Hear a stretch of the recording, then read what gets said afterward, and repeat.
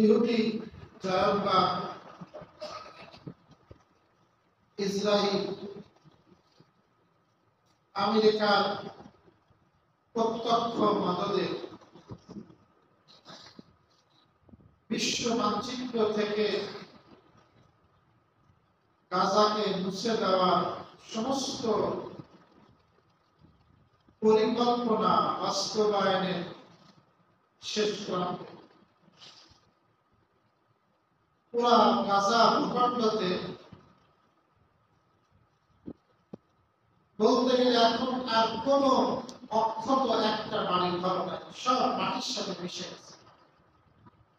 লক্ষ লক্ষ মানুষ, শিশু নারী শহীদ হয়েছে, পঙ্গু হয়েছে, অনেকে দেশ ছেড়ে চলেও যাচ্ছে।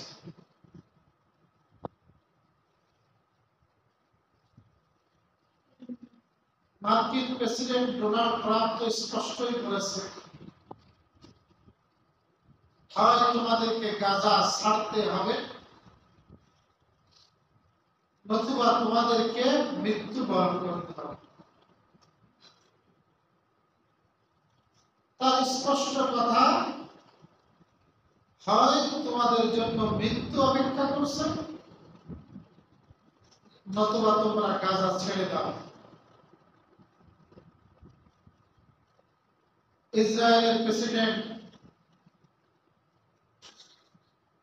নেতানিয়াহু ঘোষণা দিয়েছে, যদি আরব বিশ্ব বা অন্য কেউ ফিলিস্তিনের এই বিষয়ে, গাজার বিষয়ে নাক গলায়, তাহলে তাদের যে পরিণতি হয়েছে তার চেয়েও কঠিন পরিণতি হবে।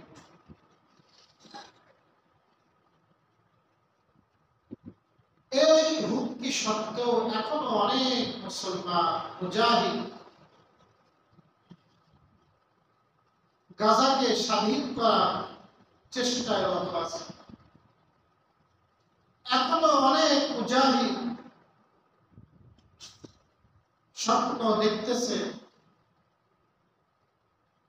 স্বাধীন ফিলিস্তিন রাষ্ট্র কায়েম করা। অনেকের মনে প্রশ্ন জাগে যে তারা একদিকে বিশাল শক্তি,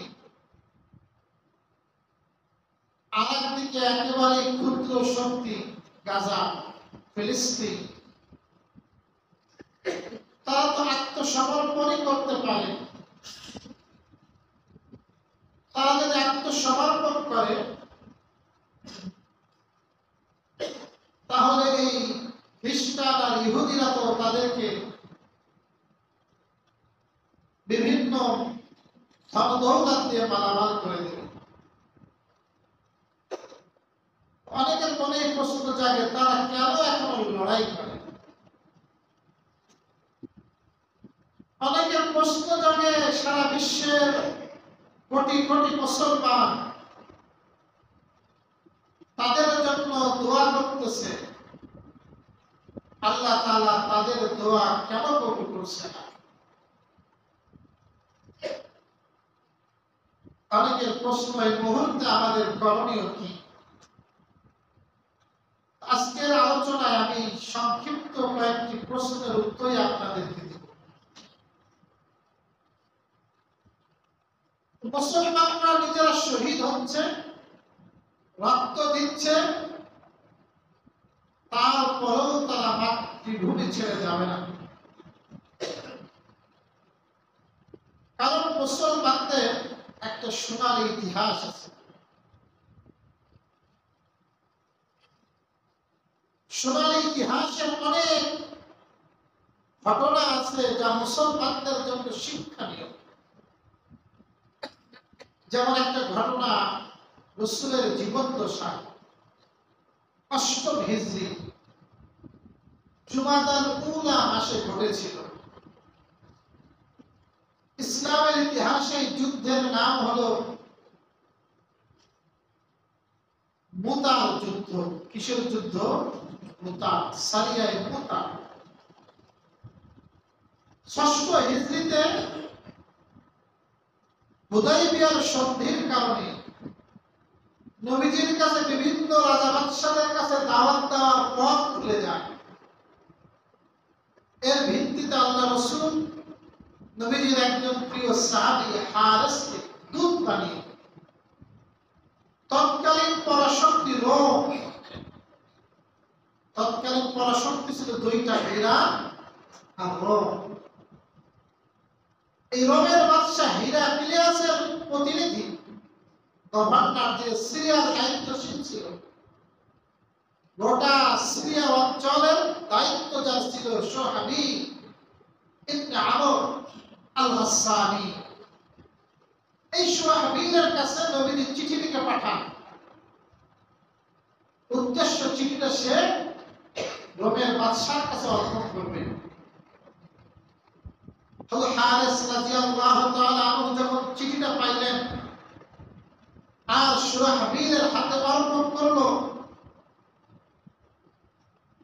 সুরাহবীর চিঠিটা পড়ে এত উত্তেজিত হলো, অথচ লেখা ছিল শুধু তোমরা ইসলামের কথা, শুধু ইসলামের প্রতি তার আহ্বান শুধু ছিল।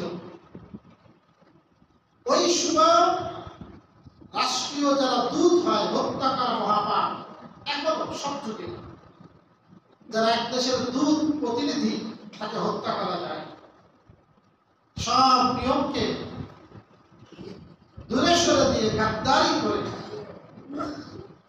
হযরত হারেস রাদিয়াল্লাহু তাআলা আনহুকে পিছন থেকে বর্ষা নিক্ষেপ করে নির্মম করে শহীদ করে দেওয়া হয়েছে। হারেস রাদিয়াল্লাহু তাআলা আনহু তখন বলেছিলেন, ওই মৃত্যুর কোলে বলেছিলেন, ফুস্তু রাব্বিল কাবা, কাবার রবের কসম আমি কামিয়াব হয়ে গেছি। সুবহানাল্লাহ। একজন ব্যক্তি মৃত্যুর কোলে ঢলে পড়ে তার জীবনটাই সে দিয়ে দিল। তাদের কাছে জীবনের সফলতার মানদণ্ড ছিল, সফলতার সংজ্ঞা ছিল আল্লাহকেই সন্তুষ্ট করা, প্রয়োজনে আল্লাহর দ্বীন প্রতিষ্ঠার জন্য নিজের জীবনটাও দিল। নবীজির কাছে সংবাদ আসলো, নবীজি বললেন ওকে একটা সমুচিত জবাব দিতে হবে। নবীজি একটা ছোট্ট দল তৈরি করলেন, সদস্য সংখ্যা ছিল 3000। এই 3000-এর একটা ছোট্ট সৈন্য দলের নেতৃত্ব দিলেন পর্যায়ক্রমে 3 জনকে। রাসূল বললেন এই সৈন্য দলের সেনাপতি হলো যায়েদ ইবনে হারেসা, নবীজির পালক পুত্র ছিল। সে যদি শহীদ হয়ে যায়, নবীজি বলেন তাহলে নেতৃত্ব দিবে জাফর ইবনে আবি তালেব, নবীজির আপন চাচাতো ভাই। 3 নম্বরে রাসূল ঘোষণা দিয়েছিলেন সেও যদি শহীদ হয়ে যায় তাহলে এই কাফেলার নেতৃত্ব দেবে আব্দুল্লাহ ইবনে রাওয়াহা। সেও যদি শহীদ হয়ে যায়, মুসলমানরা পরস্পর পরামর্শক্রমে পরবর্তী যাকে সেনাপতি নির্ধারণ করবে সেই সেনাপতি হবে। 3000-এর ছোট্ট দল নবীর সাহাবীর হত্যার বদলা নেওয়ার জন্য সুদূর সিরিয়াতে ভ্রমণ করলেন। বর্তমান জর্দানের একটা অঞ্চল নাম হলো মুতা, মদিনা থেকে প্রায় 1000 কিলোমিটার দূর। তার কিছু পূর্বে রাসূলের সাহাবীরা জানতে পারলেন আমরা তো মাত্র 3000, আমাদের পিছনে সাহায্যের কোনো সৈন্য দল নাই। এর বিপরীত আমাদের আগমনের সংবাদ শুনে সুরাহবীর 1 লক্ষ সৈন্য তৈরি করেছে এবং তাকে সাহায্য করার জন্য স্বয়ং রোমের বাদশা আরো 1 লক্ষ সৈন্য, সশস্ত্র সৈন্য সে পাঠিয়ে দিয়েছে।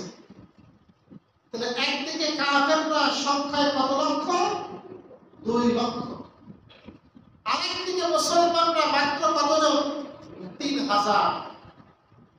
সাহাবায়ে কেরাম পরামর্শে বসলেন, এই কঠিন মুহূর্তে আমাদের কি করা যায়। কেউ কেউ পরামর্শ দিলেন, আমরা নবীজির কাছে সংবাদ পৌঁছাই, আল্লাহ রাসূল আমাদের সাহায্যে আরো একটা দল পাঠান, ওই দল আসলে দুই দল মিলে এরপরে আমরা তাদের উপর লড়াই করি, হামলা করি। তখন নবীজির প্রিয় সাহাবী, যাকে রাসূল এই সফরের ৩ নম্বর সেনাপতির দায়িত্ব দিয়েছিলেন, আব্দুল্লাহ ইবনে রাওয়াহা, তিনি দাঁড়ালেন, তিনি খুতবা দিলেন, তিনি একটি সংক্ষিপ্ত ভাষণ দিলেন। আব্দুল্লাহ ইবনে রাওয়াহা বললেন, আইয়ুহাল মুসলিমুন লা তুকাতিলুল কুফফার বিআদাদিন ওয়ালা কুওয়াতিন ওয়ালা কাসরাতিন বাল তুকাতিলু بهذا الدين الذي أكرمنا الله به فانطلقوا وأمامنا إحدى الحسنين إما الشهادة إما الفتح أو الشهادة في سبيل الله. আব্দুল্লাহ ইবনে রাওয়াহা বললেন, ভাই সকল, আমরা জীবনে কখনো শত্রুর বিরুদ্ধে লড়াই করিনি। আমাদের সংখ্যা দিয়ে, আমাদের শক্তি দিয়ে, আমাদের আধিক্য দিয়ে বরং আমরা তো জিহাদ করি এই ইসলামের জন্য, এই দ্বীনের জন্য, যে ইসলাম আমাদেরকে সম্মানিত করেছে। সুতরাং তোমরা চলো, সামনে অগ্রসর হও। আমাদের সামনে তো অপেক্ষা করতেছে দুইটা কল্যাণের একটি কল্যাণ। কয় কল্যাণের এক কল্যাণ? দুইটা কল্যাণের ভালাই, একটা ভালাই অবশ্যই আমরা পাবো, আমাদের সামনে অপেক্ষা করতেছে। ইম্মাল ফাতহু, হয় আল্লাহ পাক আমাদেরকে বিজয় দিবেন, আল্লাহ পাকের নুসরাতে আমাদেরকে সাহায্য দান করবেন, আমি শাহাদাতু ফি সাবিলিল্লাহ। আর যদি আমরা বিজয় নাও হতে পারি, তাতেও কোনো আফসোস নাই, আমরা আল্লাহর রাস্তায় শহীদ হয়ে যাব। এই দুইটাই তো আমাদের পরম পাওয়া। সুবহান, শাহাদাত তো আমাদের পরম পাওয়া। সুতরাং তোমরা পিছন থেকে তাকানোর সময় নেই। আমাদের যতটুকু শক্তি আছে, এই শক্তি নিয়েই আমরা লড়াই করে চলো, ময়দানে যাই। সাহাবায়ে কেরাম লড়াই করলেন কোথার প্রান্তরে। একদিকে 2 লক্ষ, আর একদিকে ক্লান্ত শ্রান্ত মাত্র 3000। প্রথম সেনাপতি শহীদ হয়ে গেলেন। দ্বিতীয় সেনাপতি জাফর, ওনার তো লড়াই করতে করতে হাত কেটে দিয়েছে শত্রু বাহিনী। এরপরে বাম হাত কাটছে, পা কাটছে, সমস্ত শরীর ক্ষত বিক্ষত হয়ে গেছে। আল্লাহ রাসূল বলেন, আল্লাহ পাক জাফরের 2 হাতের পরিবর্তে জান্নাতে তাকে 2টা ডানা দান করেছেন। ওই ডানায় ও জান্নাতের মধ্যে উড়ে বেড়াচ্ছে। বলে সুবহানাল্লাহ। এই জন্য জাফরের উপাধি হলো তাইয়ার। জাফর উপাধি কি? তাইয়ার। জাফর তাইয়ার, জাফর পাখি ওড়ে। 3 নম্বর সেনাপতিও শহীদ হয়ে গেছে। খালিদ বিন ওয়ালিদ ওই যুদ্ধ ছিলেন মুসলমানদের পক্ষে। সবাই মিলে তাকে সেনাপতি নির্ধারণ করলেন। খালিদ বিন ওয়ালিদ এমন ভাবে যুদ্ধ বিন্যাস করলেন, এই মাত্র 3000-এর দলকে 36 ভাগে ভাগ করলেন, আকপিস করে দিলেন, এমন ভাবে লড়াই করলেন। আশ্চর্য বিশ্ব ইতিহাস, এই 2 লক্ষ বাহিনীতে পিছু ফেলার কথা ছিল, মুসলমান মারা গেছিল মাত্র 12 জন। কতজন? আর কাফের কতজন মারা গেছিল? সহিহ বুখারীর হাদিস। খালিদ বিন ওয়ালিদ বলেন, এই যুদ্ধে আমার মাত্র 9টা তরবারি ভেঙে গেছে। কয় তরবারি? তরবারি থেকে দেওয়াল কাটছে, 9টা তরবারি ভেঙেছিল। হাজার হাজার ওই রোমান বাহিনী নিহত হয়েছিল, আল্লাহ পাক মুসলমানদেরকে বিজয়ের বেশে মদিনায় ফেরার তৌফিক দিয়েছেন। মুসলমানদের সামনে সেই ইতিহাস আছে। প্রান্ত বলে না হয় মৃত্যু অথবা দেশ ছাড়তে হবে, কিন্তু মুসলমান বলে না, আমাদের জন্য হয় আমাদের স্বাধীনতা অথবা আমাদের জন্য শাহাদাত। এই দুইটার আমরা কোনোটাকে আমরা পরোয়া করি না, আমরা যেটাই আসবে সেটাই আমরা লাভবান। এই জন্য এত মারামারি, এত আক্রমণ, তারপরেও কিছু মুসলমান এখনো আছে, টিকে আছে। কিয়ামত পর্যন্ত এরকম একটা দল হকের উপরে টিকে থাকবে আর বাতিলের বিরুদ্ধে লড়াই করবে। প্রিয় ভাইরা আমার, দ্বিতীয় প্রশ্ন অনেক ভাই করেন, আজকে সারা বিশ্বের মুসলমানরা দোয়া করে, দোয়া কবুল হয় না কেন? আর এই দোয়া কবুল হয় না কেন বোঝানোর জন্য সূরা আনফালের 45 নম্বর আয়াত তেলাওয়াত করেছি। আল্লাহ সুবহানাহু ওয়া তাআলা কালিমার মধ্যে বিজয় লাভ করতে হলে মৌলিক দুইটা কথা বলেছেন। কয় কথা? তাহলে বিজয়ের নীতিমালা হলো দুইটা। আল্লাহ বলেন, ইয়া আইয়ুহাল্লাযীনা আমানু, হে ঈমানদারেরা, ইযা লাকীতুম ফিয়াতান, যখন তোমরা কোন দলের বিরুদ্ধে, কোন কাফেরের বিরুদ্ধে মোকাবেলায় সম্মুখীন হবে, ফাসবুতু, এক নম্বর শর্ত, তোমরা অবিচল থাকো, অবিচল থেকে লড়াই করো। তোমাকে যুদ্ধের ময়দানে অবিচল থাকতে হবে, সে আবু সাঈদের মতো। দৌড়ে পালাইলে সফলতা আসবে না, ময়দানে টিকে থাকতে হবে, অবিচল থেকে লড়াই করতে হবে। আল্লাহ পাক এক নম্বর শর্ত দিয়েছেন, ফাসবুতু, অবিচল থেকে লড়াই করা। দুই নম্বর শর্ত দিয়েছেন, ওয়াজকুরুল্লাহ কাসীরান, আল্লাহকে বেশি বেশি স্মরণ করো, দোয়া করো। তো দোয়াও আছে, দোয়া করো, আল্লাহকে বেশি বেশি স্মরণ করো। আল্লাহর স্মরণের সাথে সাথে ময়দানে অবিচল থেকে লড়াই করো। এই দুই কাজ করলে কি হবে? লাআল্লাকুম তুফলিহুন, আল্লাহ বলেন, তাহলে তোমরা সফল কাম হবে, তোমরা বিজয়ী হবে।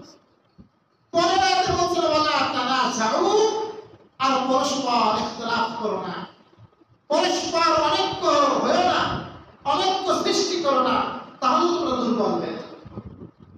প্রিয় ভাইরা আমার, এখন একজন ব্যক্তি এসে বলে, হুজুর দোয়া করেন আল্লাহ যেন আমার একটা সন্তান দেয়। এবার 2 বছর পর আসছে, কি দোয়া করছেন হুজুর, সন্তান তো হয় না। বলে, কি ভাই তুমি বিয়ে শাদী করছো? বলে, না, আমি তো বিয়ে শাদী এখন করি, সন্তান হবে? আল্লাহ বলেন, দুনিয়ার একটা নীতিমালা আছে, দুনিয়ার একটা নিয়ম আছে, যে আপনাকে বিবাহ করবেন, তারপরে সন্তান হবে। আসমান থেকে টাকা পাঠাবেন আল্লাহ পাক, কর্ম করবেন, তারপরে আল্লাহ পাক আপনার মাধ্যমে দিবেন।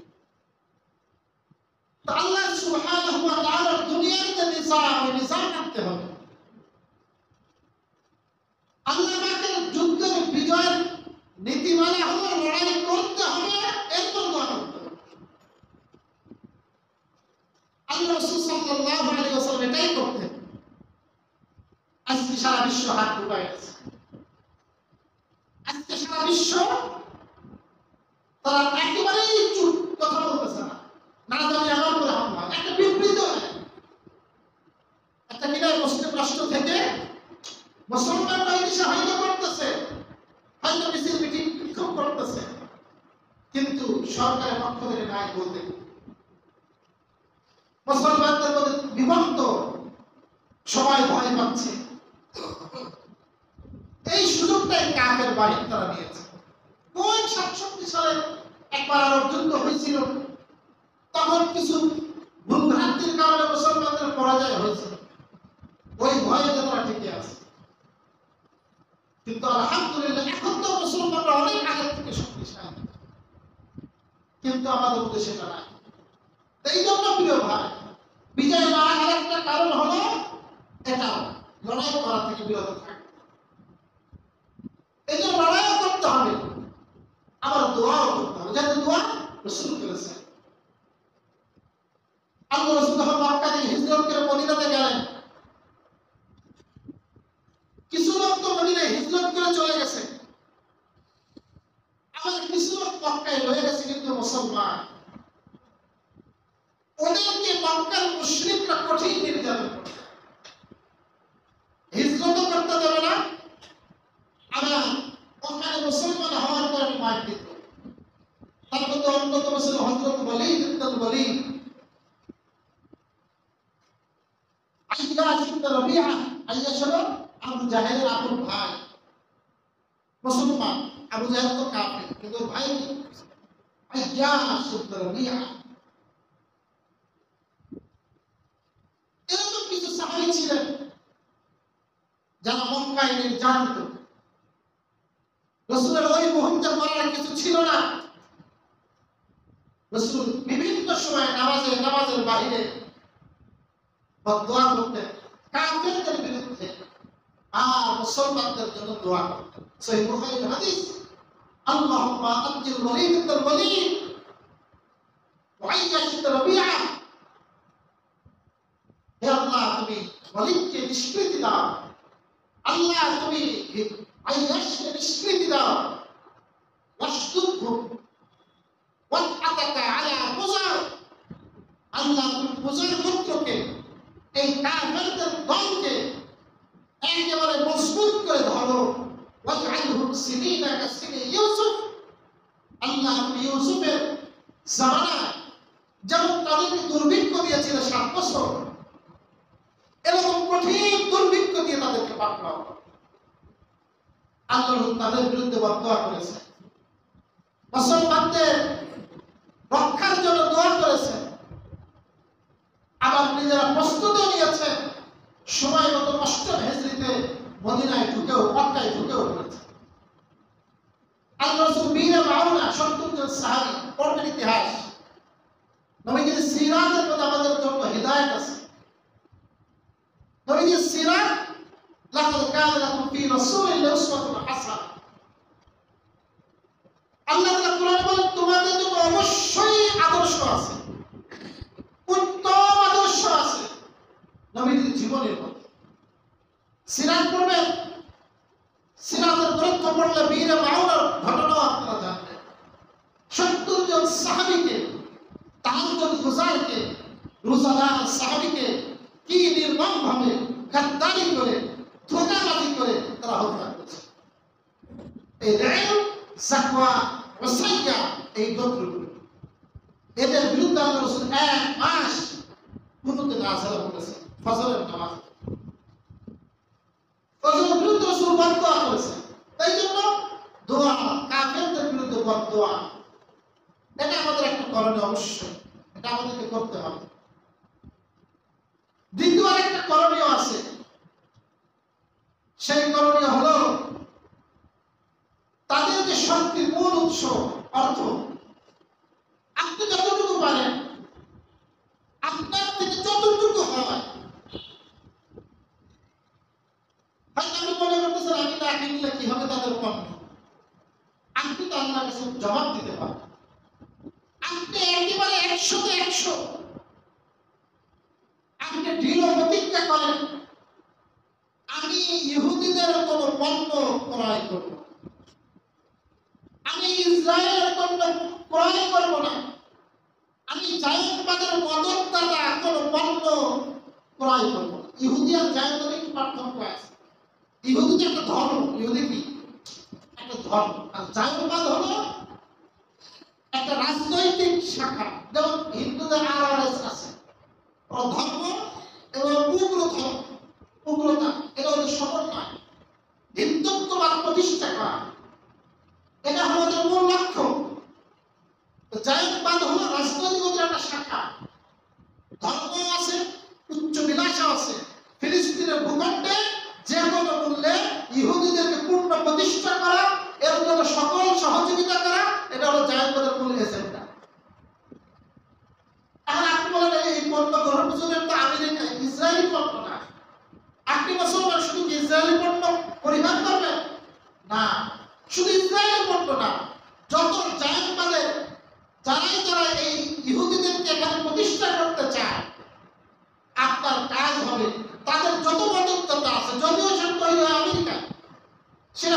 ইংল্যান্ডের, কিন্তু যেহেতু তারা তাদের মদতদাতা, আপনার কাজ কি হবে? এই তাদের মদতদাতা এবং তারা এদের সকল পণ্যকে সম্পূর্ণরূপে বয়কট করে। এই যে আমাদের কত পণ্য আমরা গ্রহণ করি, এই যে বিশেষ করে পানীয় আমাদের কোকা কোলা, এটা আমেরিকা এদের কারখানা, মূল কারখানা।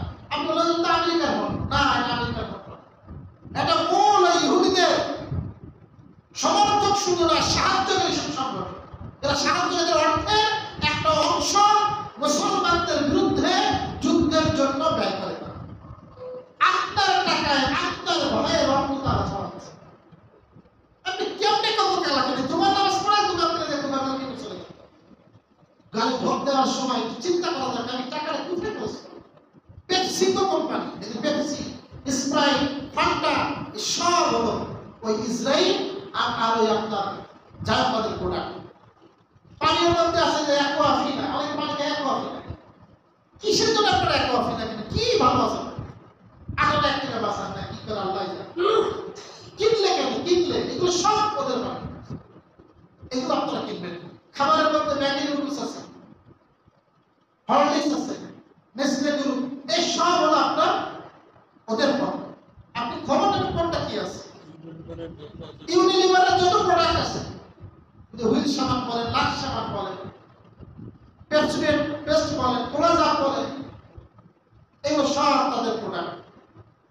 খাবারের বিভিন্ন যে আপনার পিৎজা হাট আছে, কেএফসি আছে, এগুলো সব তাদের। তা আপনি খবর নেবেন, আপনি সচেতন হবেন মুসলমান। আপনি আল্লাহকে অন্তত জবাব দিতে পারবেন, আল্লাহ আমি চেষ্টা করেছি। সাইয়্যিদুনা ইব্রাহিম আলাইহিস সালামকে যখন নমরুদ নিক্ষেপ করে আগুনের কুণ্ডলীর মধ্যে, মাসের পরে মাস আগুন দিয়ে জ্বালাইছে, বিশাল বড় এরিয়া। আগুনের তেজ এত বেশি, উপর থেকে পাখি উড়ে গেল, কয়লা হয়ে কাটা হয়ে নিচে পড়ে যায়। এমনকি ওরা যখন নমরুদ যখন আগুনের কুণ্ডলী বানাইল, ঠিক মাঝখানে যদি ইব্রাহিমকে না ফেলাইতে পারে, মানে ভালোভাবে যদি ইব্রাহিমকে না পুরাইতে পারে, মজা লাগে না, এক পাশে ফেলাইতে। কিন্তু মাঝখানে কিভাবে ফেলাবে, এইটা টেনশন। পরে মিজানে স্থাপন করছিল, ক্ষেপণাস্ত্র দিয়ে হযরত ইব্রাহিমকে মাঝখানে ফেলানো হয়েছিল। এত তেজ ছিল সে আগুনের। সহিহ হাদিস, ওই আগুন নেভানোর জন্য, ওই আগুনে যখন পড়ে, ইব্রাহিম আলাইহিস সালাম ওনার জমানে ছিল হাসবুনাল্লাহু ওয়া নি'মাল ওয়াকিল। কি দোয়া ছিল ভাই? হাসবুনাল্লাহু ওয়া নি'মাল ওয়াকিল। যদি কেউ আশঙ্কা করে কোন শত্রু আপনাকে ক্ষতি করবে, আপনি শত্রুর মোকাবেলায় টিকতে পারতেছেন না, আপনি বিভিন্ন শাস্তির আশঙ্কা করতেছেন, আপনি তার নিয়তে পড়বেন বেশি বেশি করে হাসবুনাল্লাহু ওয়া নি'মাল ওয়াকিল। এটা আল্লাহ রাসূল বলেছিলেন উহুদ যুদ্ধের পরে, আমরা আসাদের আগে আমি বলছেন রাসূল কঠিন জীবনে সবচেয়ে কঠিন ছিল উহুদ যুদ্ধের দিন। ওই যুদ্ধের দিন আবার হুকুম আসছে, সংবাদ আসছে মদিনায় আবার হামলা হবে, রাসূলের আহত অবস্থায় যুদ্ধে ছড়িয়ে পড়ছে, বেরিয়ে পড়ছে। আর নবীর জামানে তখন ছিল হাসবুনাল্লাহু ওয়া নি'মাল ওয়াকিল। আল্লাহ আমাদের জন্য যথেষ্ট, আল্লাহই আমার অভিভাবক, আল্লাহ ছাড়া মাত্র না। ইব্রাহিম আলাইহিস সালাম বলছিলেন, হাদিসে আছে, সব দাওয়া, সমস্ত কীট পতঙ্গ, পশু পাখি ওই আগুন নিভানোর জন্য চেষ্টা করেছিল, ইল্লাল ওয়াসা, একমাত্র গিরগিটি ব্যতীত। কে ব্যতীত? গিরগিটি। গিরগিটি আর ফুল আছে, ওরা মিলেছে, ওরা ফুল আছে, ওরা নিভানোর চেষ্টা তো করেনি। আল্লাহ সুবহানাহু রাসূল বলেন, যদি কোনো ব্যক্তি এই গিরগিটিকে এক আঘাতে মারতে পারে, তার আমলনামা 100 নেকি লেখা হয়। যদি 2 আঘাতে মারে আর একটু কম নেকি লেখা হয়, 3 আঘাতে মারে আর একটু কম নেকি লেখা হয়। তা প্রশ্ন করলে এত পশু পাখিটাকে গিরগিটি বলে সব লেখা, বলো এই গিরগিটি নবী ইব্রাহিমকে তো সাহায্য করেই নাই, আর আগুনের কাছে, কিন্তু ওই চেষ্টাটা তার শাস্তি পাওয়া থেকে মান হওয়ার জন্য একটা ছোট্ট কারণ হয়ে গেছে। আরেকটা কাজ যেটা বললাম, তাদের সমস্ত পণ্য আমরা বয়কট করব, বিলকুল আমরা বয়কট করব। 3 নম্বর আরেকটা কাজ আছে, এই তাদের সমর্থনের জন্য আমরা মাজলুমের পক্ষে আছি, আমরা জালেমের পক্ষে নই। এই সমর্থনের জন্য যখন যে সুযোগ পাবেন, যেমন আজকে হেফাজত ইসলাম বাংলাদেশ যশোর জেলা শাখার উদ্যোগে এই নামাজের পরেই বিক্ষোভ সমাবেশ আছে দোয়ানা ভৈরব চত্বর, ওখান থেকে নিয়ে মনিহার পর্যন্ত একটা বিক্ষোভ মিছিল হয়। আগামীকাল ঢাকাতে শহরবর্তীতে সম্ভবত মার্চ ফর গাজা এই শিরোনামে বাংলাদেশের প্রায় সব রাজনৈতিক দল, সব বিভিন্ন দল, সবার মিলেমিশে তারা একটা শুটিং করছে মার্চ ফর গাজা।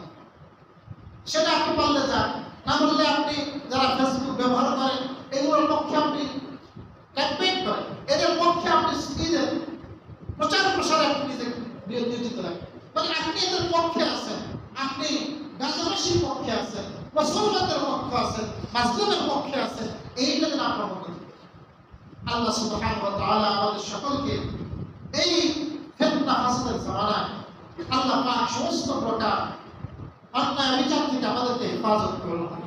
আল্লাহ পাক মুসলমানদেরকে আল্লাহ পাক বিজয় দান করুন। বিজয়ী তো মুসলমানদের হবেই হবে, এটা সহিহ মুসলিমের হাদিস। আল্লাহ রাসূল বলেছেন এই লড়াই শেষ লড়াই না, আজকের যে যুদ্ধ এটাই শেষ যুদ্ধ নয়, লড়াই হবে সেই দিন খুব বেশি দূরে নয়। আবার নবী বলেন সেই দিন মুসলমানরা বিজয়ী হবে, ইহুদিরা পরাজিত হবে। এমনকি তারা গাছের পিছনে আড়ালে লুকাবে, পাথরের পিছনে লুকাবে, পাথর তাকে জায়গা দিবে না, গাছও তাকে জায়গা দিবে না। আল্লাহ পাক গাছের জবান খুলে দিবে, গাছ মুসলমানকে লক্ষ্য করে বলবে আইয়ুহাল মুসলিম উনজুর ওয়ারাই ওয়ালা ইয়াহুদ ফাকতুলহু, হে মুসলমান আমার পিছনে দেখো, আমার পিছনে এক ইহুদি লুকিয়ে আছে, তাকে তুমি ধরো আর তাকে বিশ্বাস করো। সেই দিন আসতেছে, মাহদী আসবে, ঈসা আসবে, মুসলমানদের বিজয় হবেই হবে, এখানে আমাদের সামান্য পরিমাণ কোনো সন্দেহ নাই। আমরা সেই দিনের অপেক্ষায় আছি। আল্লাহ সুবহানাহু ওয়া তাআলা আমাদের সকলের ঈমানকে হেফাজত করুন। সকলে আমিন।